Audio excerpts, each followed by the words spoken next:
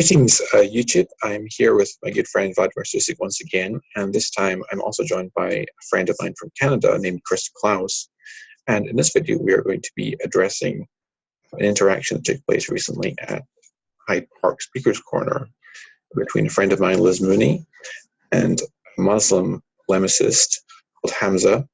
And we're going to be looking at this interaction and evaluating and assessing the claims that Hamza makes. So let's get started.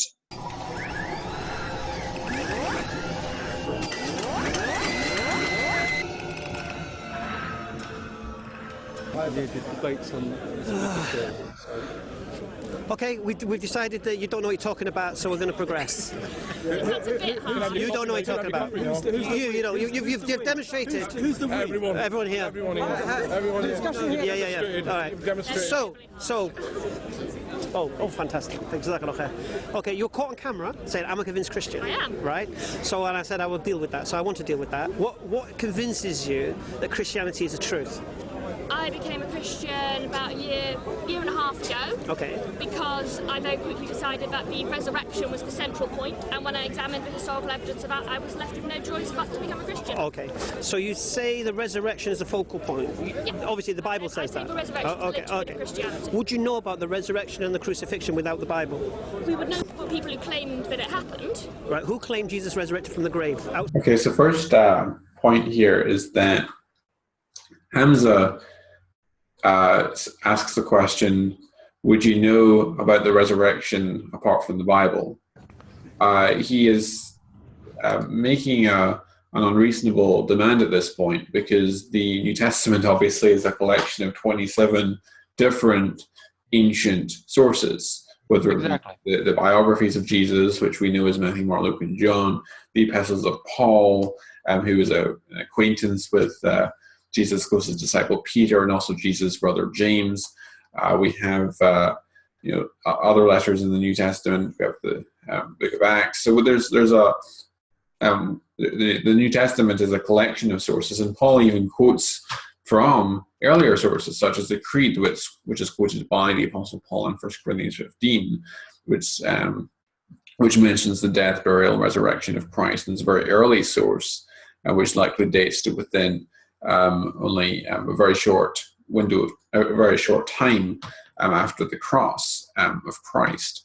And so we have the New Testament. Why are we dismissing the New Testament without any grounds provided for doing so? Why?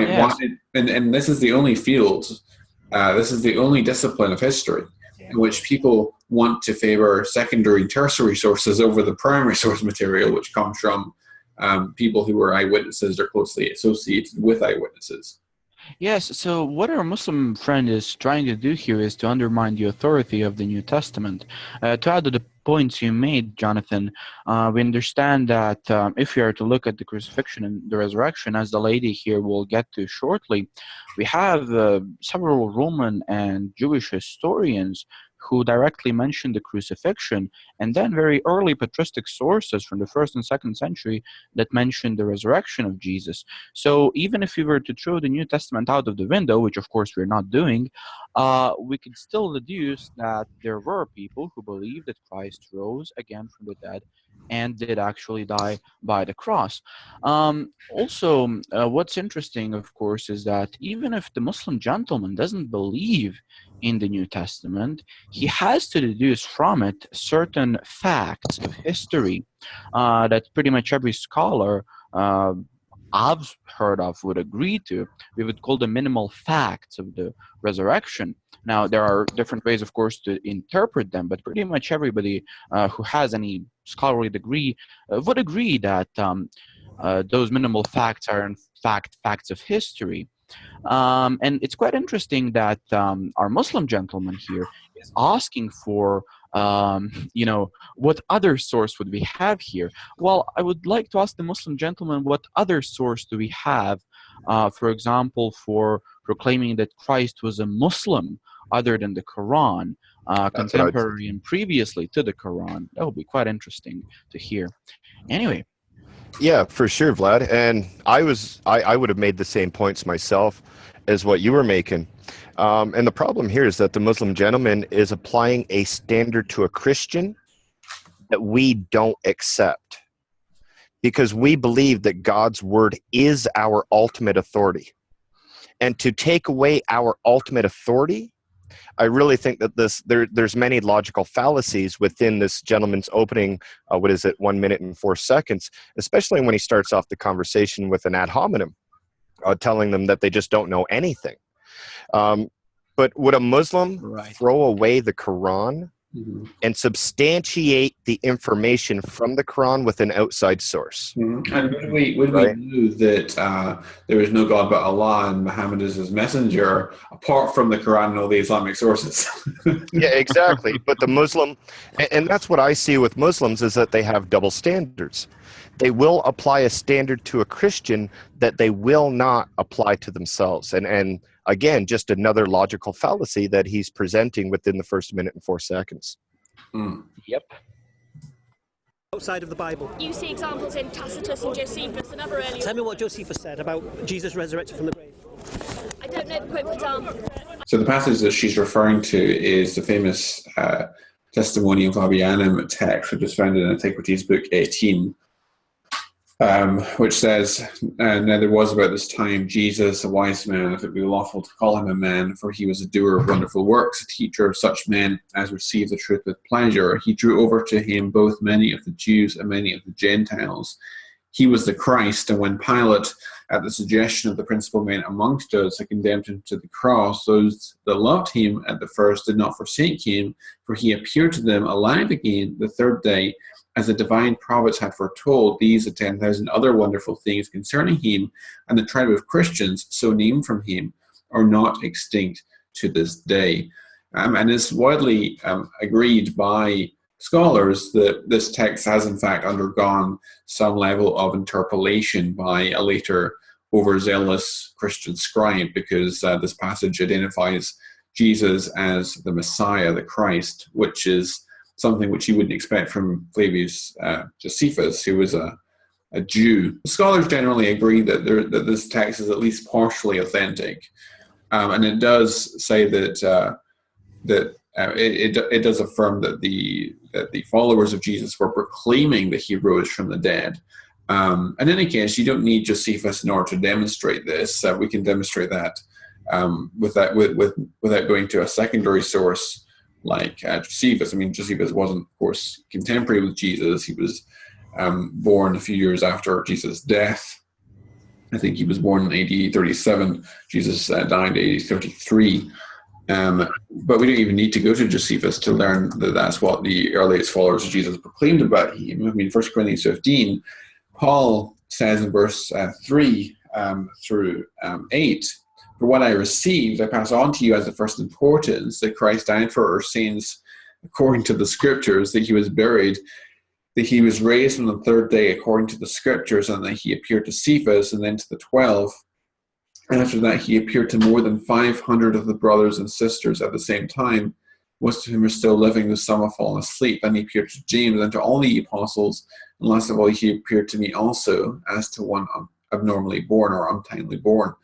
And so that is understood by many New Testament scholars to be a quotation from an early Christian creed, and it's got a rhythmic style. It's designed for ease of memorization and so forth. It uses the Aramaic name Cephas for Peter, suggesting an early origin, and it's quite plausible, I think, that he received this creed upon his visit to Jerusalem, as recounted in the book of Galatians in chapter 1.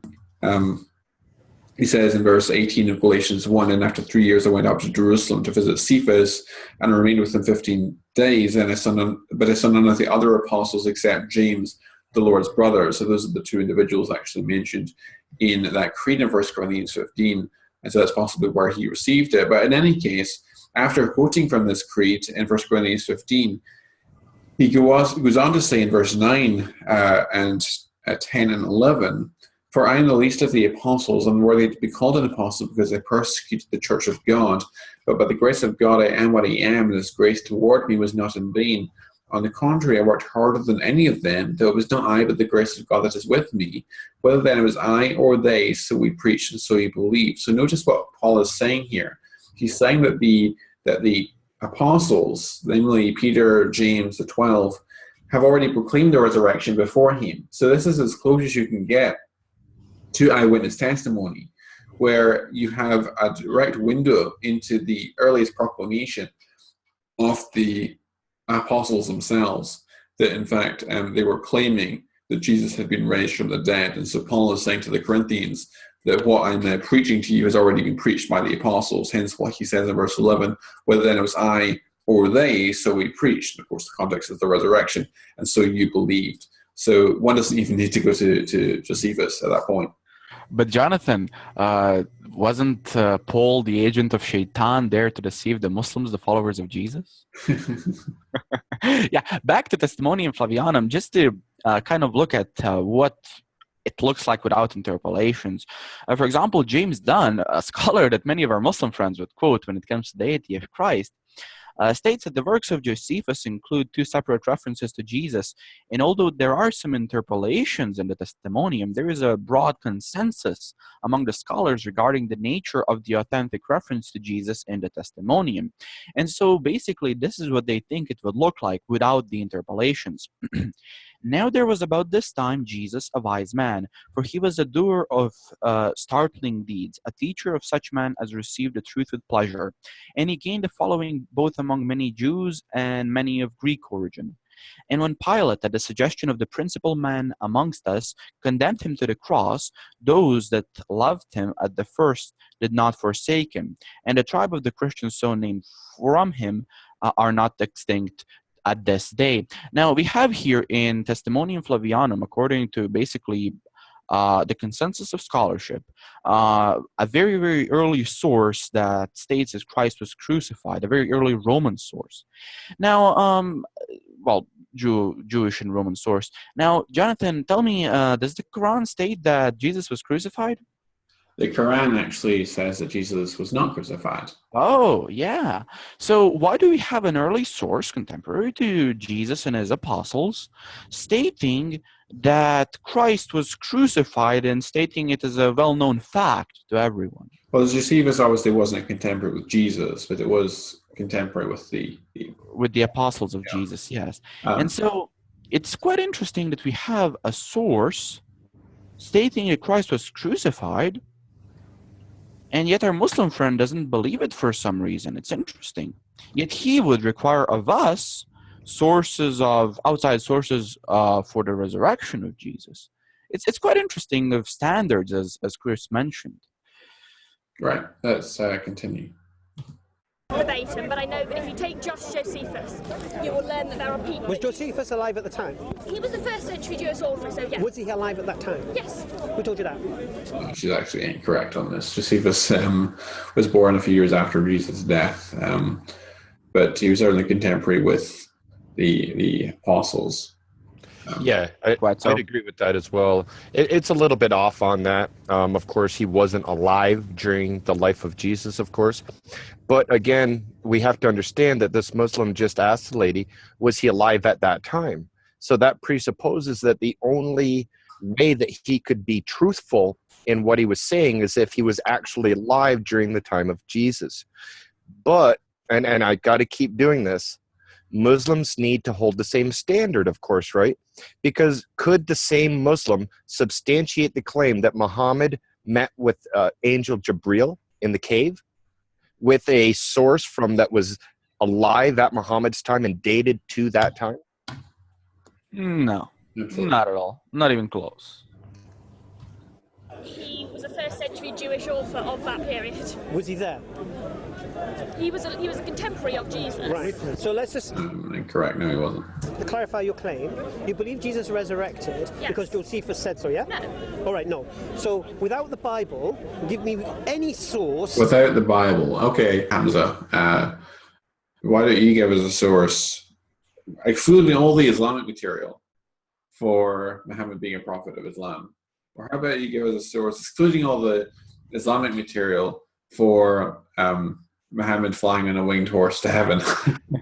Yeah, it's amen to that one, right? It's pretty interesting. So you see, even if this Muslim gentleman is to completely, say that the New Testament is not a book or a collection of books inspired by God that is not to be historically trusted, he, as I said previously, has to agree to certain facts of history that pretty much every scholar on earth, there are some, weird cases, but pretty much the majority and the consensus of scholars agrees to these facts. So we're going to state those facts a bit later when this Muslim gentleman starts arguing on the resurrection in a bit more detail. But we're going to see that the Muslim position that Christ did not raise from the dead and that in fact did not die at all was just, to put it simply, plainly wrong. Yep. So that says Jesus resurrected. Josephus says that people believed he rose from the dead. That's not the same. I No, said. but you wouldn't expect to find any. No. But what I want to, that's not evidence, is it? I want you to show me any evidence outside of the Bible that says Jesus raised from the grave. You wouldn't expect to find any. So there is none? No. Because if people believed he rose from the dead, they would be Christians, and therefore their stuff is quite likely to be in the Bible. You've got plenty of Christian authors from the first century. Well, you don't have his. this. So just clarify. So you're saying to me, without the Bible. Actually, just on that point, I mean, the passage in Cornelius Tacitus actually says that the Christian movement was thus checked for the moment by the cross, and then it broke out again, not only in Judea, the first source of evil, but also in Rome, where all things hideous and shameful from every corner of the world find their center and become fashionable. Now, Tacitus doesn't mention the resurrection of Jesus, but he does say that Christianity was thus checked for the moment by the cross, and then suddenly it exploded right in the midst of Judea, where Christ had been crucified and where he'd been buried. Suddenly you have this explosive growth of the Christian movement, and then it grows out of Judea and then into Rome and so on. So that's something which I think is best explained by the resurrection, of course. I believe I agree with you as well, Jonathan. I probably wouldn't have quoted outside of the biblical sources at that point for the resurrection of Jesus, of course. But I agree with your point when you went to the Christian Creed in 1 Corinthians chapter 15, because if we go there, that most of the scholars agree that this is something that Paul has already revealed and that these people already know. So it's not that when Paul was writing to the Corinthians that was the first time that this Christian creed was presented. If we actually go into historical scholarship on this verse, now I know that the Christian scholarship on this verse puts it to within years, maybe even like 1 or 2 years from the death of Christ, but even scholarship outside of Christianity does actually say that this is the earliest possible source that a Christian would be able to go to be able to show the resurrection of Jesus. I believe that they would count it within the first 7 years or 6 years or so from the death of Christ. Right. There's no evidence of Jesus' resurrection. There are plenty of first century Christians who write things like that. There is no evidence of Jesus' resurrection. Did we hear that guy right? There is no evidence for the resurrection of Jesus. Unfortunately, there's too much material on the resurrection to get into now. I would be here for a long time. I have a whole, I could speak for a whole hour on the evidence for the resurrection of Jesus. Exactly. But there are 4 points that I would like to make very shortly.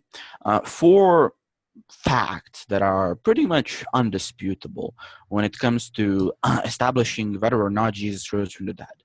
It's the death of Jesus by crucifixion, which the Qur'an denies. It's the empty tomb. The third fact would be the post-resurrection appearances of Jesus to his disciples. And the fact number 4 would be the origin of the Christian faith. Now, this has to do with basically the context in which the resurrection of Jesus was preached and things like that. And so with these 4 facts, to which pretty much every scholar would agree, that there were post-resurrection appearances, that the tomb was empty, was found empty, that the death of Jesus happened by crucifixion, and that the Christian faith spread and was influenced by certain things. We pretty much, if we are looking at it honestly, must establish that Christ rose from the dead, which we'll get into later on.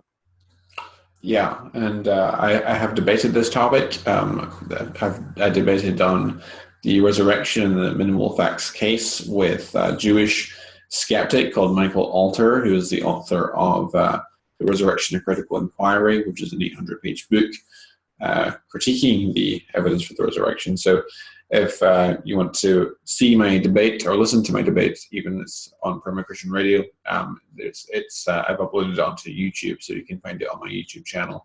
And you can also find a lecture I gave on the resurrection of Jesus and the evidence for it also at my YouTube channel. And there's also a lecture at my YouTube channel on the evidence for the crucifixion of Jesus, for that matter.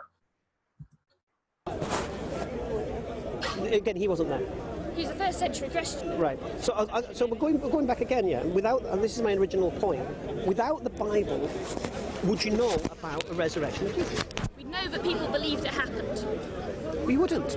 Give me an example of a source. I told you. Josephus spoke about crucifixion, not resurrection. Pardon? Josephus spoke about crucifixion. Well, according to the passage, I actually in the Fabianum Testimonium, Josephus does mention that the people believed in the resurrection. So Hamza is incorrect on that particular point. But in any case, why go to the secondary and tertiary sources when we have very good primary sources? A man called Jesus crucified.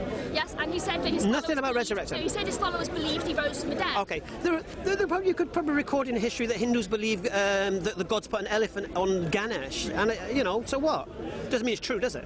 Doesn't necessarily mean it's true. Alhamdulillah. So does he require for non-Christian sources to affirm the truth of the resurrection? I mean, what is he requiring of the lady at this point? Yeah, it's bizarre. Right, so why do you believe what they believe? And he would not employ these same criteria to his own religion and his own holy book. Yeah, I agree, Jonathan. He's trying to say that we Christians need confirmation of the resurrection within a contemporary source of Jesus. But then Muslims accept hadiths. Now, we understand that no hadith was ever written by a contemporary of Muhammad. So by their very own criteria, do they not now have to throw out every hadith that they have? Pretty much. Because I look at the Gospels and I believe it. Right. So now we know. So, alhamdulillah. So now we know the source of your conviction is the Bible. Yes, but if I tell you the source of your conviction is the Qur'an, you're not going to challenge that, are you? Yeah, good point, Liz. The source of his conviction is the Qur'an. Yeah. And your point is? Yeah, I liked her point there because, of course, our Christians, our ultimate source is the Bible. That's God's revelation. And it's the same thing that the Muslim would say. It was a very, very good rebuttal to what he just said. Yep. Listen. Alhamdulillah. So I want to question that source. Yeah? Right. So why do you believe what the Bible says is true? Because its historical reliability is far beyond any other ancient text. What's that mean? We can know to a far greater degree of certainty than with any other text. What is said in the Bible is what was originally written. What does that mean? Well, I would that is a true statement on the part of Liz, but I don't think she really addressed his question, because his question pertained to how she knows that Christianity is actually true, and having a perfect preservation of a text does not mean that the text necessarily says true things. Which Muslims would often argue for, don't you think? They would say, oh, look, the Quran is perfectly preserved, therefore it's from God. No, Shakespeare's writings are perfectly preserved. They're not from God. Do you want to accept him as a prophet of Allah after Muhammad? Of course, the Quran is not perfectly preserved, but it shows the falseness of such approach. Yeah, absolutely. Yeah. What I was just going to say is Liz started going on a good part there, because when she started talking about when we look at the Bible, we have more information than any other source in antiquity. Now, if you want to say that because all of this about the Bible, we can't know anything just because you don't want to accept it, now you have to start saying, well, this guy didn't exist in history. Nero didn't exist in history. You have to start eliminating people in history because the Bible has more evidence for what it says than what these other historical figures actually have in antiquity. Yeah, and there's multiple lines of evidence to support the reliability of the New Testament in particular. There's the argument from undesigned coincidences, which is very compelling, where you have two or more independent accounts which interlock in such a way which is unexpected if one is copying from the other or both are coming from a common source or the story is being made up. So the undesigned coincidence argument developed originally by William Paley is very compelling in my opinion, especially as a cumulative argument. There's the criterion of embarrassment, the fact that the gospel narratives contain counterproductive and embarrassing details concerning both Jesus and the disciples. I think supports its historicity. The fact that the frequencies of names as they appear in the Gospels and Acts, relative to the frequency that's been documented in ossuaries and in the documentary evidence and so on. A study on that has been done by Dr. Richard Balcom at University of Cambridge in his landmark classic, Jesus and the Eyewitnesses, the Gospels as Eyewitness Testimony. So that's also, I think, a compelling argument. And there's many. You could look at the tests of geography, the test of political awareness, the test of botany. Even there's so many tests that you can apply to the narratives in the Bible and see how well it stands up. And actually, it comes out very, very well. What do you mean, what does that mean? If you're going to believe what Caesar... No, just because someone writes something. How do you know it's true what's written? Because they're eyewitnesses. How do you know it's true as what's written? Well, the argument from the preservation is often a Muslim argument, but be that as it may.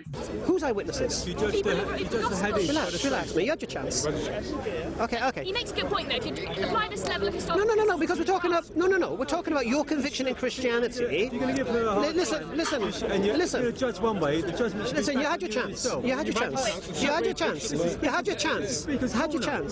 okay. So basically, you're basically judging on what you believe as a Christian, all right? Now, you can question my conviction in Islam, not a problem. You can question the Qur'an, not a problem. You can question Muhammad sallallahu alaihi wasallam, not a question. But that's not the topic we're talking about here. I'm challenging your conviction as a Christian, so I want to understand why you believe the... Yeah, and so I am basically what he's saying is I'm not willing to apply the same standards to my holy text that I'm applying to your holy text. Basically what he's because doing. Islam collapses, even if put under these sorts of standards, it simply collapses. As Dr. James White often says, the application of double standards is the sure sign of a failed argument. Yeah, another thing that Dr. James White would always say in his debate too is he's waiting for that consistent Muslim, of course, right? And we don't have one here again, because when we look at Muslims, or let's take into consideration, if this lady was questioning him on Muhammad or anything within the Quran, he is going to then retaliate with, well, the Bible has this.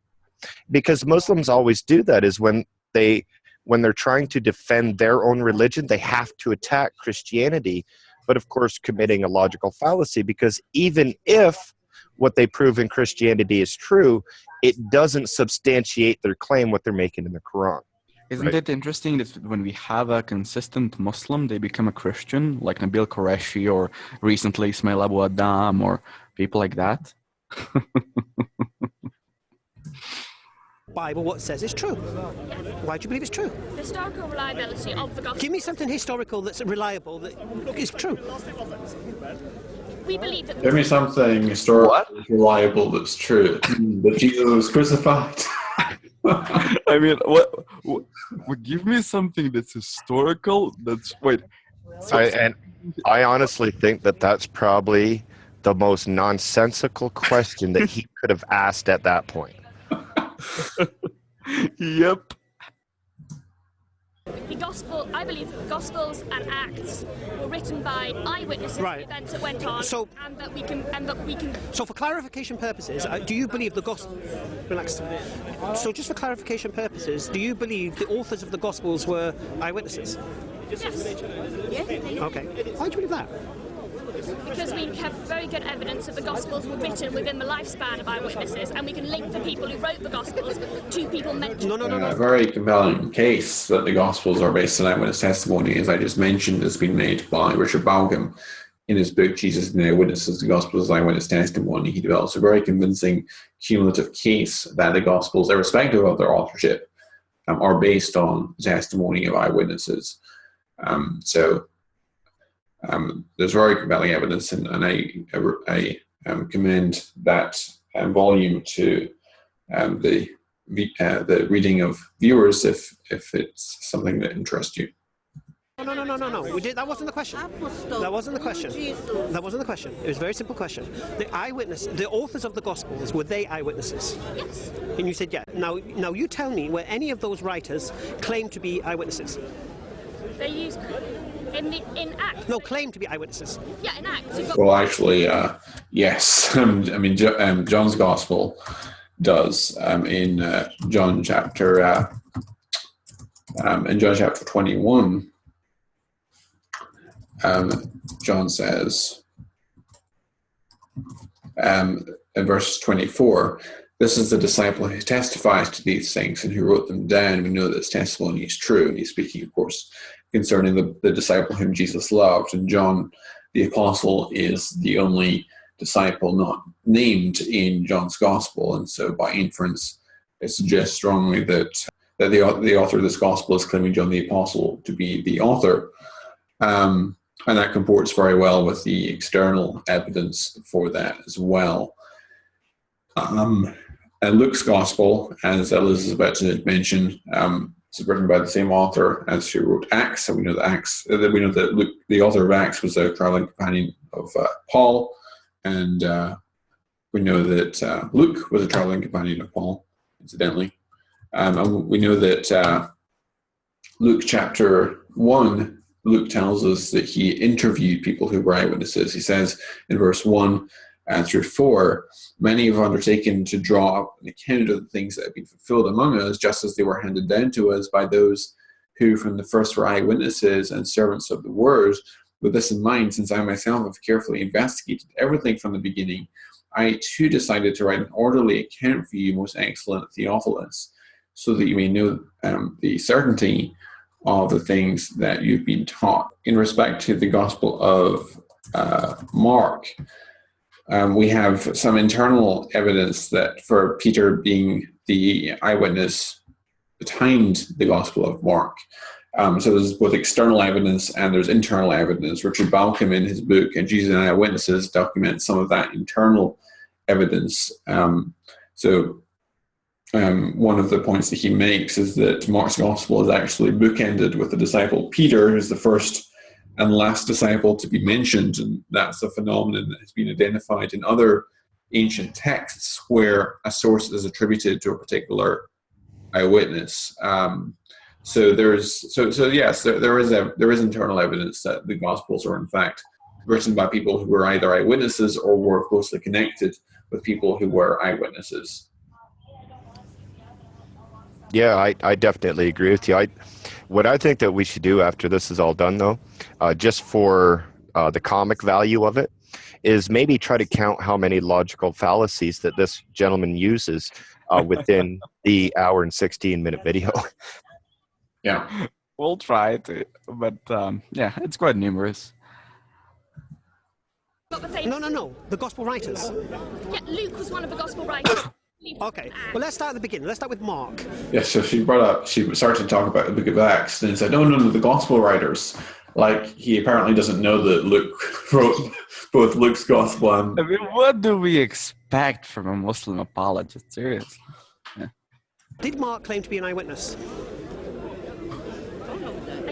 I don't know for certain, but there's lots of evidence that they believe the moment. But you've said they were eyewitnesses, so there must be reasons for you to... Yes, because all right. you see references to Mark in places in Acts and so forth. Where is Mark referred to in Acts?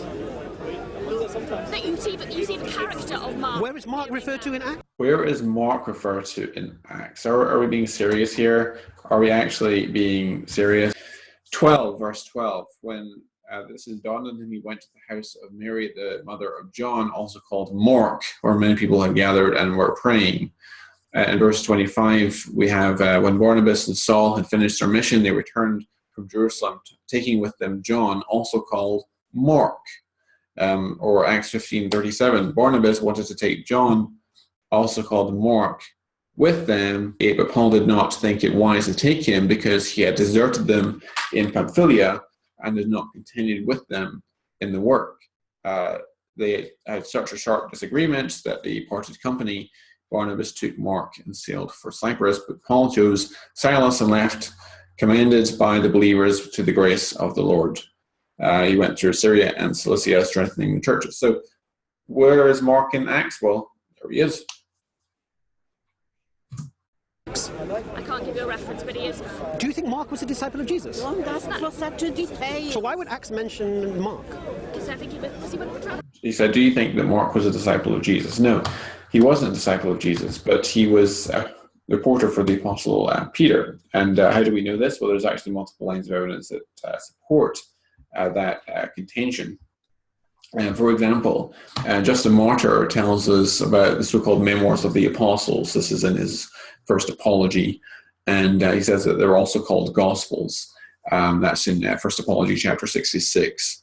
In his dialogue with Trypho in chapter 106, which is dated to around 160 AD, he writes, and when it is said that he changed the name of one of the apostles to Peter, and when it is written in the memoirs of him that this so happened, as well as that he changed the names of the other two brothers, the sons of Zebedee, to Boanerges, which means sons of thunder. Now, Justin says that in these memoirs of him, that's the memoirs of the Apostle Peter, is written that Jesus changed the name of one of the apostles to Peter, and also changed the name of the sons of Zebedee to Boanerges, meaning sons of thunder.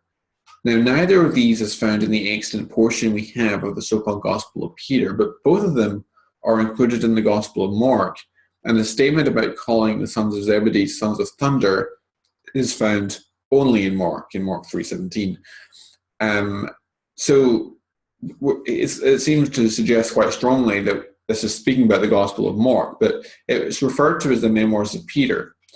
Now, why would it go from being the Memoirs of Peter to being unanimously called the Gospel of Mark, unless there was a pretty good reason to think that Mark was the author behind it, and Peter really was the source material that provided Mark with information.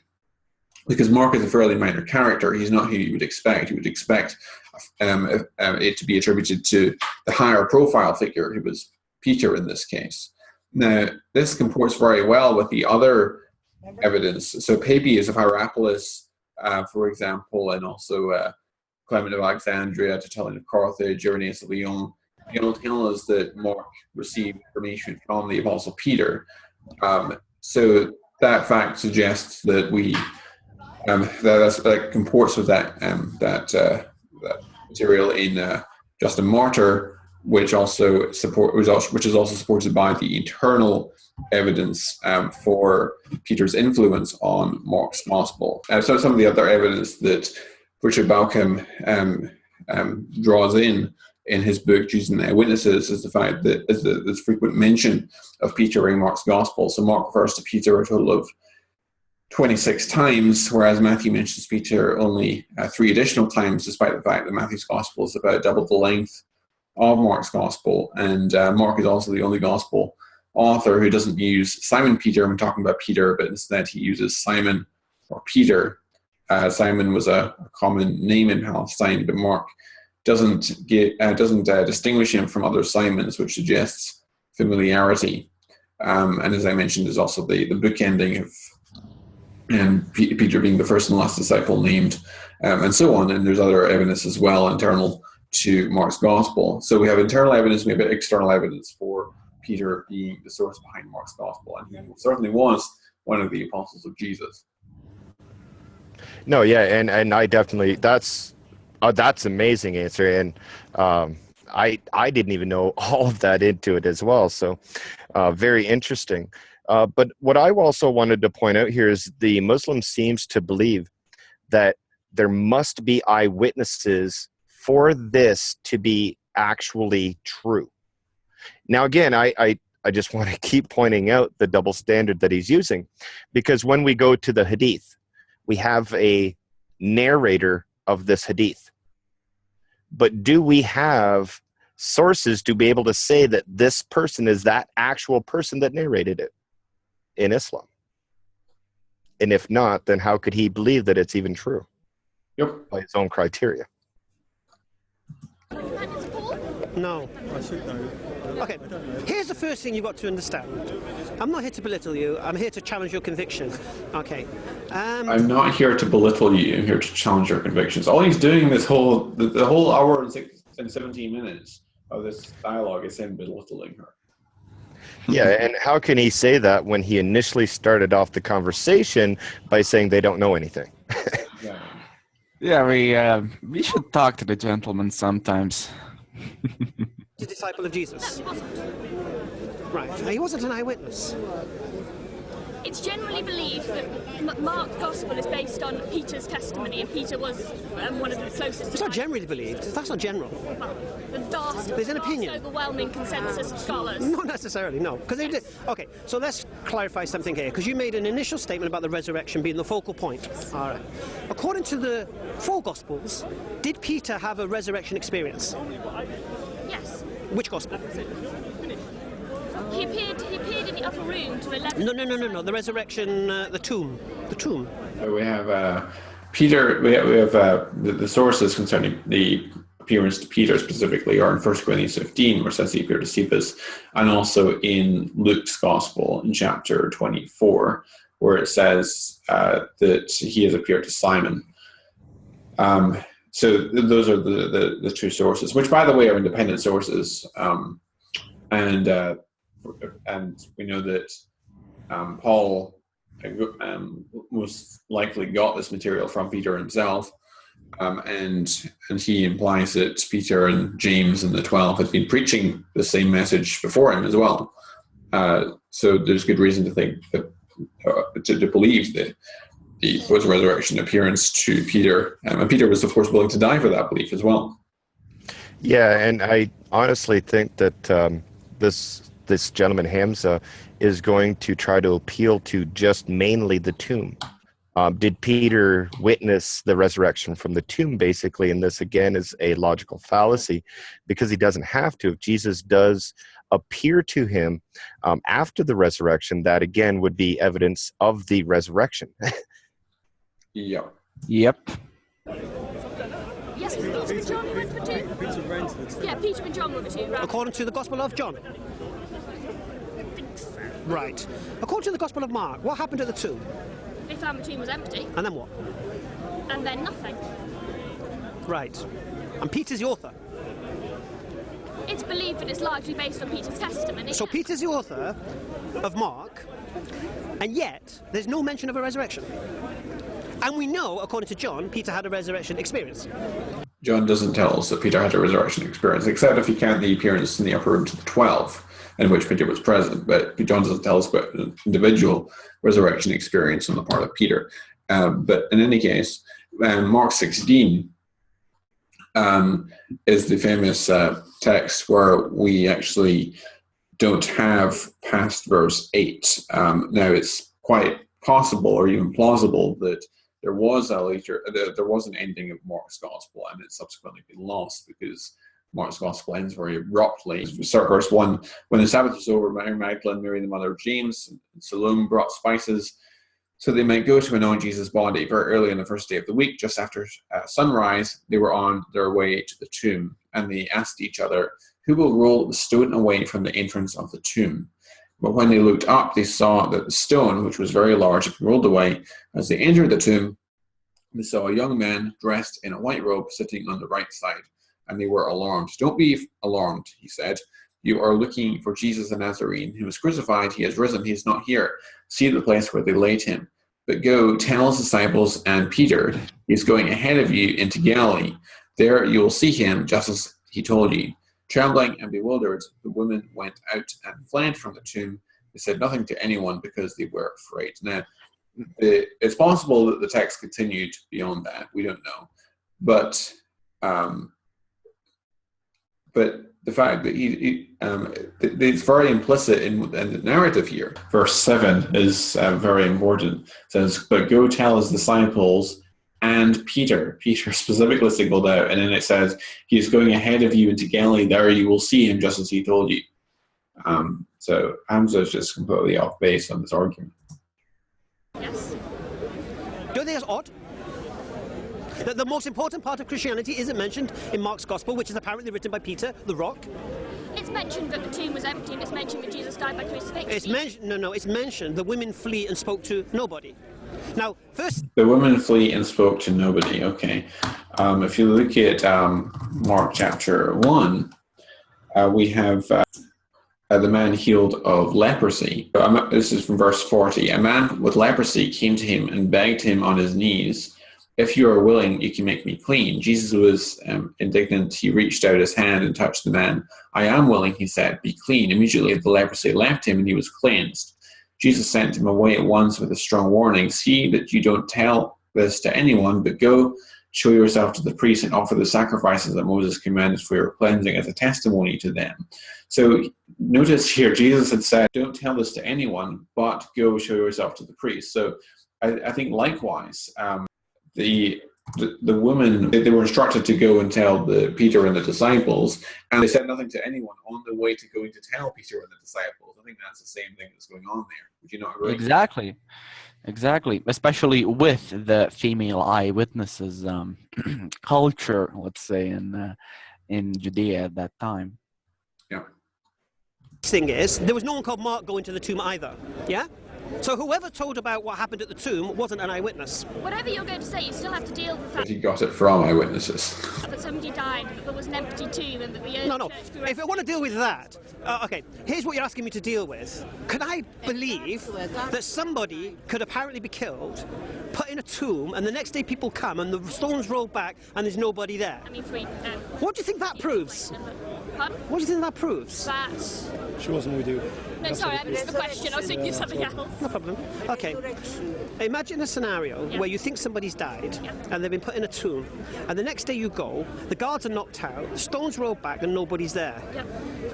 Are you're saying to me you automatically assume that person rose from the dead? No, of course you don't. No, you do. The body was stolen or something like that. Right. So why do you not believe the body was stolen? Because there's no candidate to have stolen it. Sorry? Who asked for his... Well, the stolen body hypothesis, first of all, has limited explanatory scope because while it explains the empty tomb, it doesn't explain the post-mortem appearances, for which we have good evidence as well. So it's limited explanatory scope. It's also limited in its plausibility. But, I mean, there's no... the disciples had neither the motive nor the means to steal the body. We know that the disciples were at least sincere in their belief that Jesus had risen and had appeared to them, because they were willing to die for that belief. And also there was no need to posit a resurrection story because the belief among the Jews, whether we're talking about, the Pharisees believed in a general resurrection at the end of the world, but not a first fruits resurrection of the Messiah in the middle of history. Right. Resurrections at all. Yeah, and what I was going to say is one thing that I do is I listen to questions very carefully. And now the way that he started toward this question seemed to imply that he's appealing to his Muslim presupposition of the crucifixion of Jesus, because he starts off the question by saying, if you think one died. But that's not what we do. We know Jesus died by crucifixion. We just don't think it. So he's trying to, when he's saying this, he's trying to use a loaded question. And he's trying to use it with somebody other than Jesus. So he's basically saying, well, if you think one died and was buried in a tomb and you go back and the body is gone, does that necessarily mean a resurrection? Well, no, it could mean that the person may not have been dead. See, this is where he's going to try to go to. And the whole reason is he's trying to do that with the loaded question that he's saying. And I think this is the reason why I try to listen to the questions as careful as possible to see if there's the presupposition of the Islamic worldview, of course. What's also interesting is that, say the disciples stole a body, wouldn't it be smart to propagate an explanation which incriminates oneself?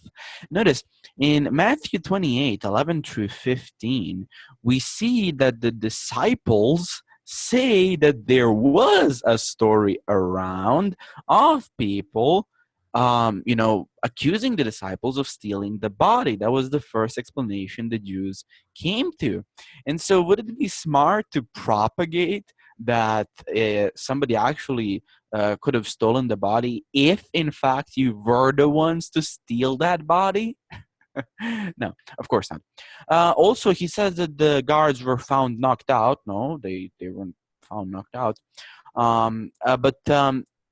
What we also have to deal with here, apart from what Jonathan said about the post-resurrection appearances and, as I said previously, the fact number 4, the origin of the Christian faith, and the part of that fact is that they simply wouldn't be, let's say, encouraged from the Jewish perspective to believe that Christ rose from the dead because they believed, as John said, in a general resurrection. But then again, not only does it explain fact number 3 and fact number 4, but also, as I said again, if they were to invent this story of there being an angel at the tomb and somebody finding him, it certainly would not have been women, and they certainly would have embellished the story with a lot of things that we see in later Gnostic Gospels. So again, there are a plethora of facts that the stolen body hypothesis, whoever may steal it in their mind, cannot simply explain. One of them, of course, being the conversion of the skeptic James, because there's a good reason from the Gospels to believe that Jesus' brothers were not believers in him during his lifetime. For example, in John 7, we read that not even his own brothers believed in him. In Mark 3, his family comes to take him home and say he's out of his mind. In John 19, Jesus entrusts the care of his mother not to his brother James, but rather to John the Apostle. So that suggests that Jesus' brother James was a skeptic during his lifetime.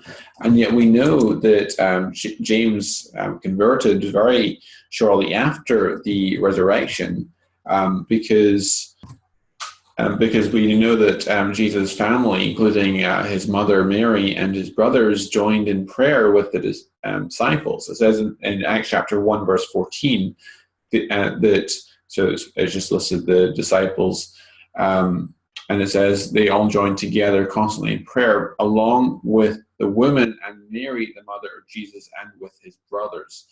And we know in 1 Corinthians 15 that Jesus appeared to James, and which explains James's conversion.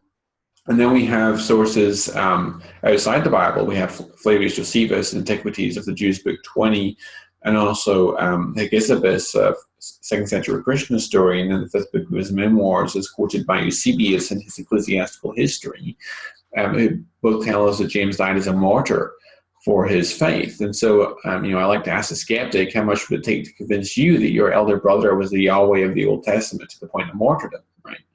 So that fact seems to me to be best explained by the resurrection as well. Who asked Pilate for his body? Who asked Pilate for his body? Joseph Arimathea. So who could have stolen it? There is no candidate. Who do you think might have stolen it? Why did Joseph ask for his body? Because he was a secret follower of Jesus and he had a tomb where it's found. So he asked for the body? Yes. And you asked me who would steal the body? Yes. So Joseph Arimathea stole the body. We have the criminal. Yes. Oh, dear. Yeah. Joseph Arimathea asked. Why wouldn't Joseph steal the body if he wants the body? He buried it in the tomb. Right. He was given Jesus' body. And if you wanted to make it look like he'd risen again, you'd hide the body, wouldn't you? would, yes. And then you could say, oh, Why would he want to make? I mean, Joseph of Arimathea was a member of the Jewish Sanhedrin. Yes. Well, I mean, the Jews did not believe in dying or, for that matter, resurrecting Messiah. So why the need to invent the resurrection story?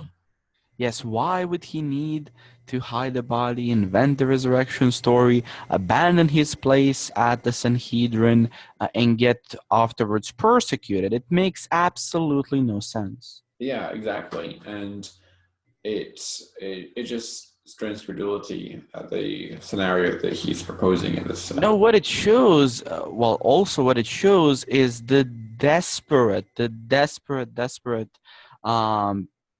condition the Muslims and the deniers of the resurrection are in. It's simply a historical fact. You cannot be honest and deny it. We see what kind of loony theories they have to resort to in order to try to deny it. It's implausible. Yeah, and Christ is risen, he is Lord. And if you look at the resurrection narratives in the Gospels, they are completely devoid of theological reflection. I mean, Matthew in particular, and also the other Gospels, they love to say this was done so that Scripture might be fulfilled, and then quote Scripture. But in the resurrection narrative, there's none of that. In fact, they don't know which Scriptures to turn to. In fact, it says in Luke's Gospel, when the woman reported the empty tomb, at first they didn't believe the woman, for it seemed to them like nonsense. In John's Gospel, it says they still have not realized from Scripture that God had to raise Jesus from the dead. And so the resurrection seemed to take everyone by surprise. It wasn't something that was expected to happen. Even though Jesus had spoken of his death and resurrection, it wasn't something that was really expected to happen. And in fact, one of the key texts in Second Temple Judaism concerning resurrection is Daniel 12, where the righteous of Israel are portrayed as shining like stars at the resurrection of the saints. And yet no one thinks to portray Jesus as shining like a star. So the resurrection narratives are just very, very primitive and very much devoid of theological reflection, which suggests that there wasn't some theological motif that was driving the claim that Jesus had been raised from the dead. Yep. he rose.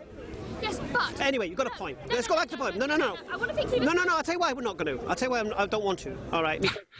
I'm not challenging the content right now. I will do. We're doing higher criticism right now. We'll move on to textual criticism, and then we can deal with the content. No problem. No, but I just want... No, higher criticism. Go into it, and there is a category of people who have a legitimate...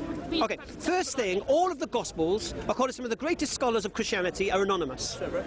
Right? But they were recorded... They don't know who wrote them. They don't know who wrote them. We don't know who wrote them. Well, I gave a case earlier for Mark being the author of Mark's Gospel and being influenced by Peter. I've also given some argumentation for Luke's Gospel. There's more that could be given as well. I could also say that John's Gospel, we have a testimony from Irenaeus of Lyon that John's Gospel was composed by John the Apostle when John was the president in Ephesus. Now, where's Ephesus? It's very close to Smyrna in Asia Minor, where Polycarp was bishop. And we know from Irenaeus tells us that he himself was a disciple of Polycarp, and that Polycarp himself was a disciple of John the Apostle. And so if you accept the Islamic isnad chains, which are based on oral tradition, then we have a written isnad. Exactly. So we have Irenaeus, who tells us that he knew Polycarp, and that Polycarp knew John, and we have Polycarp's epistle to the Philippine church. We have Irenaeus against heresies. So we have a written isnad chain. Exactly. And in all of those writings, it's interesting. What do all those writings claim? For example, when we have the letters of Ignatius and the writings of Polycarp, Irenaeus, Hippolytus, what did all of those writings state? What do they believe in? They agree to the deity, death, and resurrection of Jesus. Yeah. All three the Quran denies. And what's interesting about the early church is that you have in the early to mid second century, you have the Gospels being quoted without names being attached to them, which is interesting because that's also how the Old Testament scripture is often quoted. And because it was known who wrote them. It was generally... It suggests that that the author assumes that the audience consider those documents to be authoritative and to carry apostolic authority. And it suggests that it was well known and the authors were identified. Now, if there was, in the mid to late 2nd century, you have names finally attached to those documents. You have Irenaeus in France, you have Tertullian in Carthage in North Africa, you have Clement in Alexandria in Egypt, and you have Papias in Hierapolis in Asia Minor. Now that's a huge geographical spread, and yet they unanimously attest to the traditional authorship of the 4 Gospels, Matthew, Mark, Luke, and John. Now, if there was indeed controversy and debate in the early to mid 2nd century, would you not expect that to show up, at least in some measure, when names are attached to those documents? For sure. For sure, but we don't have any of that, don't we? Exactly.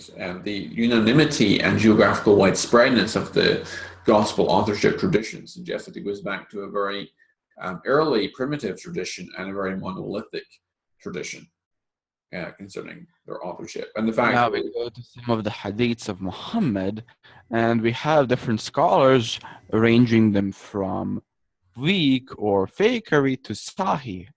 What are we going to take them as? And when we look at the authorship of the Gospels and certain early Christian writings in the early church, well, we see this all-out agreement, something Muslims can't really, let's say, have in their writings. Why? Because the authors of the Gospels never declared who they were. Right. So how can you make a claim that the authors were eyewitnesses when you don't know who the authors were? Because it was a category of that sort of early period of biography that they were generally anonymous, and they were ascribed their authors very early on by the church. And the fact that the Gospels as we possess them today don't bear their names doesn't mean that the original audience didn't know who the authors were. For example, Clement of Rome wrote an epistle to the Corinthian church and never self-identifies as the author. We only think that Clement wrote it because Irenaeus tells us that Clement of Rome wrote a certain epistle to the church in Corinth, and he describes the contents of this letter which match those which we find in First Clement. The author, the epistle to the Hebrews, never identifies who the author is, and yet it's obvious that the audience presumably knew who the author was. So simply the fact that we don't have names attached to them or they don't self-identify as the author doesn't necessarily mean that the original audience didn't know the identity of the author. Never. 200 years. It took never any 200 years. If it was genuinely unknown, you'd expect there to be some debate. There's never any debate over who authors. Oh, okay. I'll say it again to you. You claim the authors are eyewitnesses. You don't even know who the authors were. Yes, we do, with a high degree of certainty. We don't. Who's Mark then? Pardon? We just said Mark didn't go to the tomb. Yeah. Right. And now, if you want to say they're eyewitnesses, why are they recording different things that they didn't see? Their Gospels are not identical because they show different aspects of Jesus' life. Okay, you've got 4 stories of the tomb that the eyewitness, that the Gospel writers never went to. So why have you got 4 versions? 4 versions? Yeah. Because they show different aspects of the same story. What do you mean aspects? They weren't there. Like literary spotlight. 4 versions, but I mean, certainly there's circumstantial variety in the reporting of the resurrection accounts, but that's something which you would expect. If you're dealing, and it evidences, rather than having the product of collusion, it indicates that we have 4 independent resurrection accounts. Jonathan, don't you sense a supposed contradiction coming now from our Muslim friend? He's going to maybe suppose that there is a contradiction within the gospel accounts of the resurrection. I bet there's going to be some of that.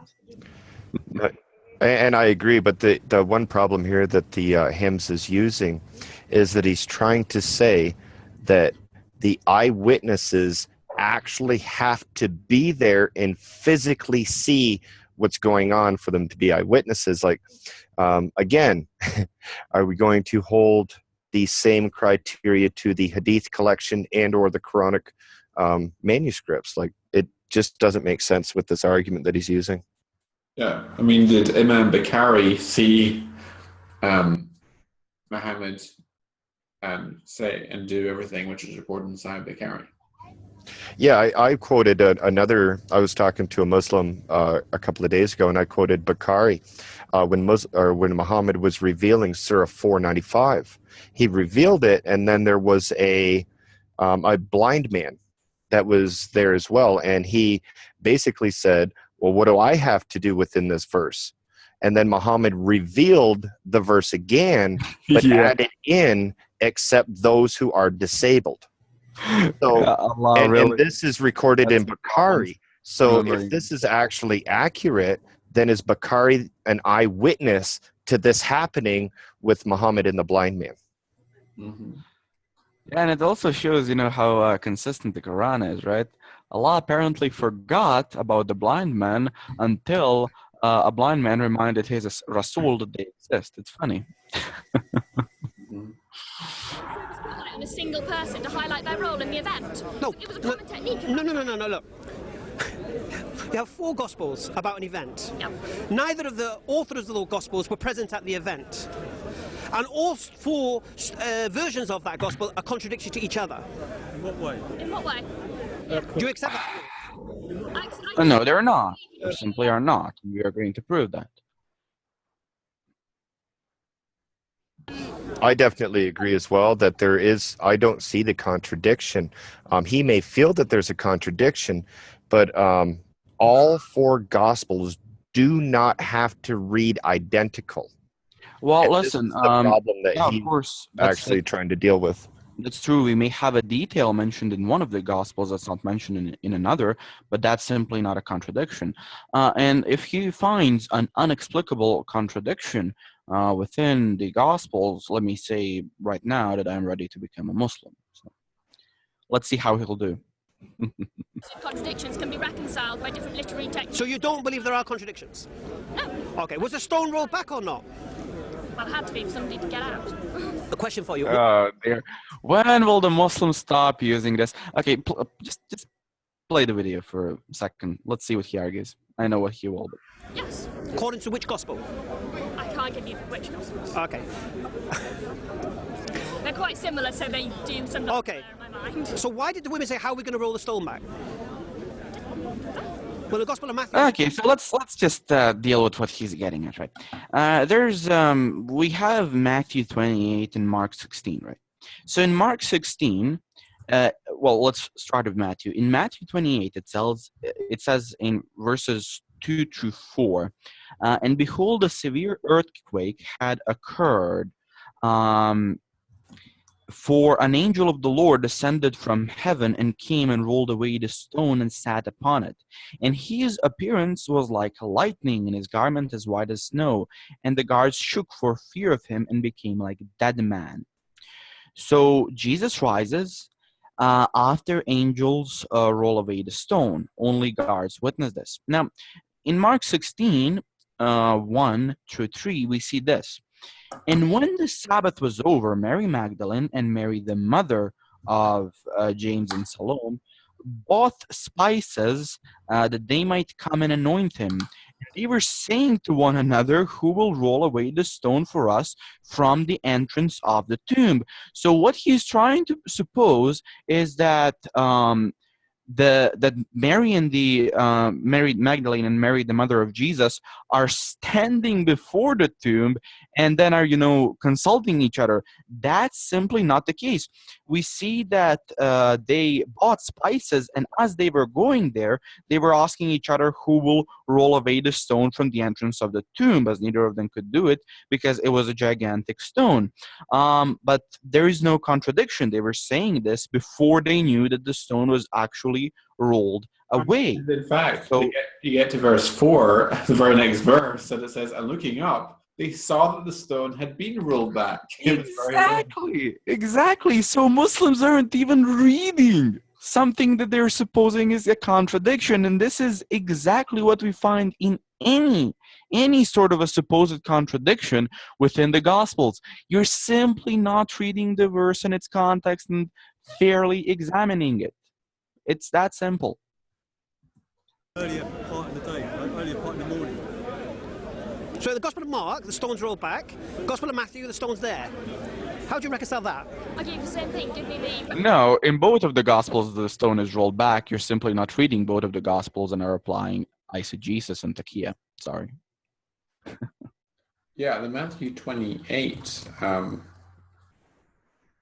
Matthew 28 says, now after the Sabbath, toward the dawn of the first day of the week, Mary Magdalene and the other Mary went to see the tomb, and behold, there was a great earthquake, for an angel of the Lord descended from heaven and came and rolled back the stone and sat on it. Does that sound like a stone being moved to you, Vladimir? Dear. I mean, seriously, is he purposefully decepting the lady, or is he plainly ignorant? Which one of the two does he choose? I mean, Yeah, it'd be a toss-up on either one. And one thing that I would point out is how disrespectful he actually is being to this woman. I believe you said that her name is Liz, Jonathan? Right. Yeah. Every time she answers something, before he starts to say something back, he's laughing. Like what she's saying is comical.